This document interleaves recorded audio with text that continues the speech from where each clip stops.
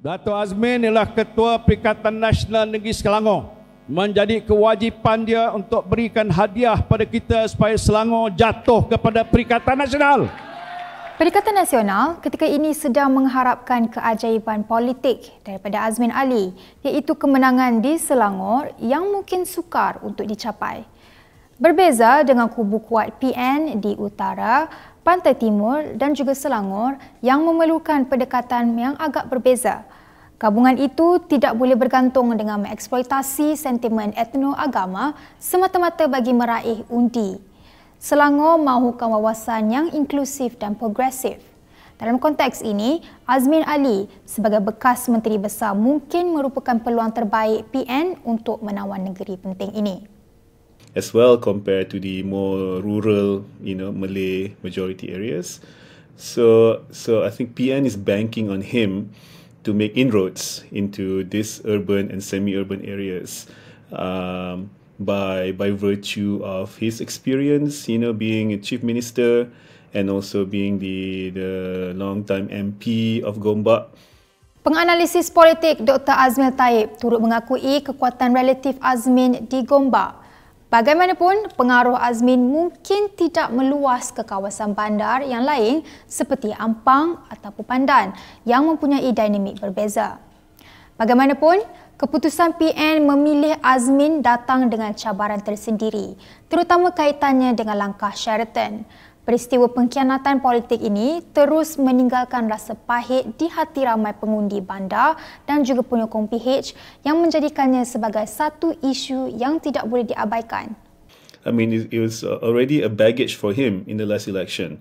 I mean, he did quite well, actually, to be honest. He still received a lot of votes. I mean, the majority is still quite big between him and the eventual winner, right, the current MB. I mean, compared to Zuraida, for example, right? I mean, his right-hand person, who got completely demolished in Ampang. Yeah, I mean, I see that he's still weighed down by this baggage, by the Sheraton move, and also now with the association with PN.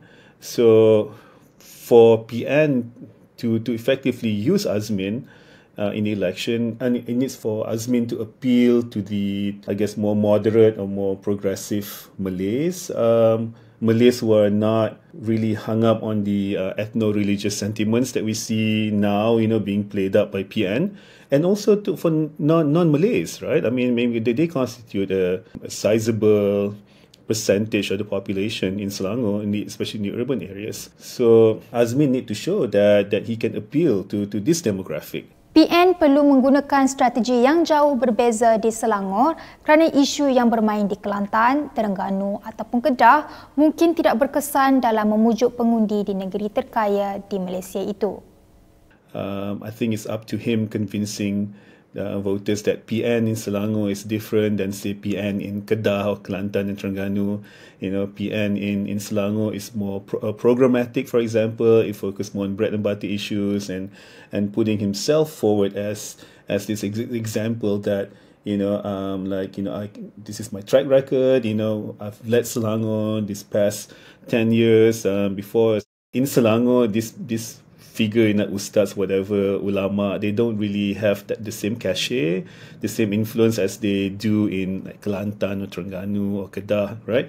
So you want professionals, people with proper educational background, for example, to manage the state economy and things like that. So maybe he can come up with a slate of PN candidates who are, professionals and to show how serious he is, and then these are the people who would be, if they win, they will be my exco and they would help me to manage the state, to steer the state. Walaupun mengumumkan hasrat untuk berehat sebentar daripada politik pada Februari tahun ini, Azmin nampaknya kembali dengan penuh bersemangat. Sabtu lalu, dia berucap kepada lebih 2,000 ahli PN Selangor yang berhimpun di Konvensyen Pilihan Raya Negeri itu. Azmin tidak hanya menyasarkan bekas sekutunya PH, namun turut menyebut dirinya sebagai faktor kepada pemilihan penggantinya, Amiruddin Syari.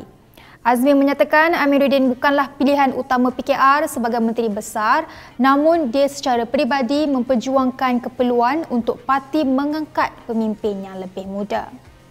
Dalam kenyataan balasnya, Amiruddin yang juga pengerusi PH Selangor menegaskan bahawa dia telah berjaya mengalahkan Azmin semasa PRU 15 yang lalu.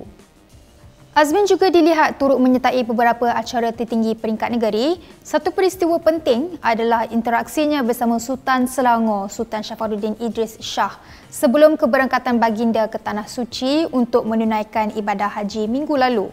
Hubungan rapat Azmin dengan Istana Selangor mungkin menjadi faktor keputusan PN melantiknya sebagai ketua kempen mereka untuk negeri itu.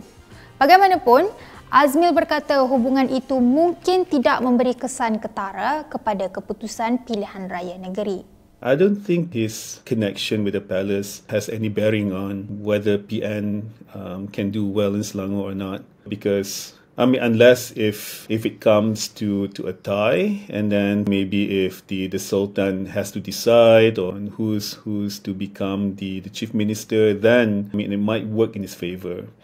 But the way things are looking right now, it seems like PH will hold on to Selangor despite reduced majority.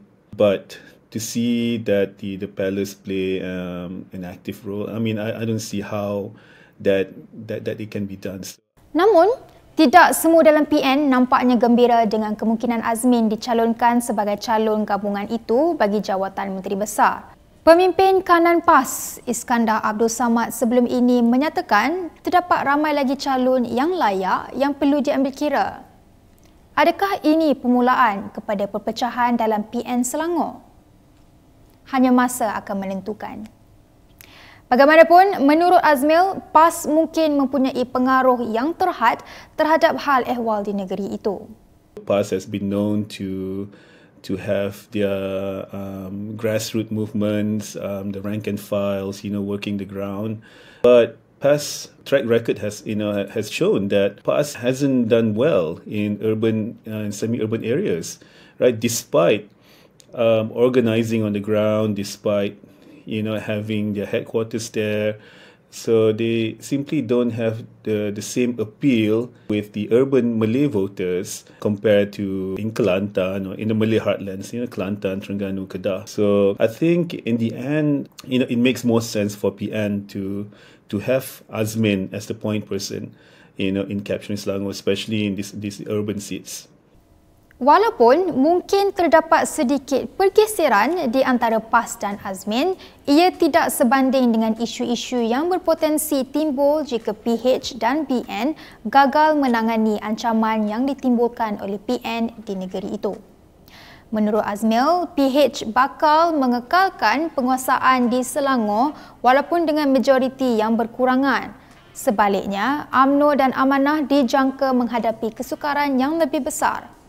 Keadaan ini berpotensi menggugat kestabilan kerajaan paduan ketika ini.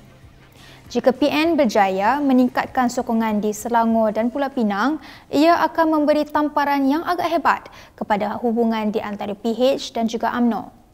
I think it definitely will have an adverse effect on this current unity government, especially if UMNO takes a beating, I guess, in the election as expected in these Malay majority areas, because I think that would just further making it even more this roiled up the coalition, and then all the dissensions and within the within UMNO, for example, there's already a lot of unhappiness, right?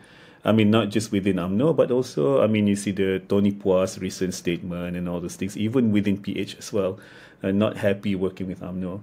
Despite having the numbers, this current unity government is not that stable, right? Then the number can just, this coalition can crumble, it doesn't have a good foundation. So I think it's quite interesting to see, the kind of damage that PH will sustain after the state elections, because I don't see PH or the unity government doing well in the state elections. Definitely not in Kedah, Kelantan, Terengganu. That's a foregone conclusion for PH. Or a PN victory there is a foregone conclusion. But more importantly, in Penang, Selangor, and Negeri Sembilan, right? So I think this is the moment of truth. I guess see how strong this working relationship between these parties. Bagaimanapun, ada sesuatu yang boleh dilakukan Perdana Menteri Anwar Ibrahim untuk mengurangkan tamparan terhadap kerajaan perpaduan, iaitu dengan menawarkan kerusi selamat kepada UMNO. So I think there definitely will be reduced majority, but what Anwar can do, or not just Anwar, but I guess when it comes to the seat negotiations later on, not just in Selangor but also in Penang and also in Negeri Sembilan, is for PKR especially to offer UMNO maybe a few safe seats, for them to contest. So, and then when you look at the trend, the green wave, all areas that has more than 75% Malays, they all went to PN. I don't see that the green wave is letting up anytime soon.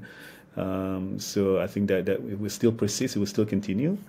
So I think to arrest any kind of rebellion or any kind of conflict, I guess, within this unity government, within UMNO especially, I think the PKR, Anwar especially, needs to give up some seats to UMNO so that they have something better than nothing, I guess.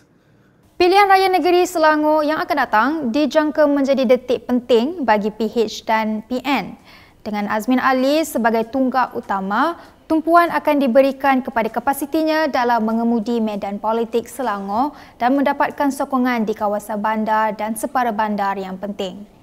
Dan ketika ini, PN dilihat memperoleh kelebihan melalui penglibatan Azmin walaupun terdapat kebimbangan mengenai reputasinya yang tercemar. Sebaliknya, PH dan UMNO perlu berhati-hati kerana kekuatan gelombang hijau yang berterusan boleh mendatangkan kemudaratan besar kepada kerajaan perpaduan. PRN Nadia, Kini TV.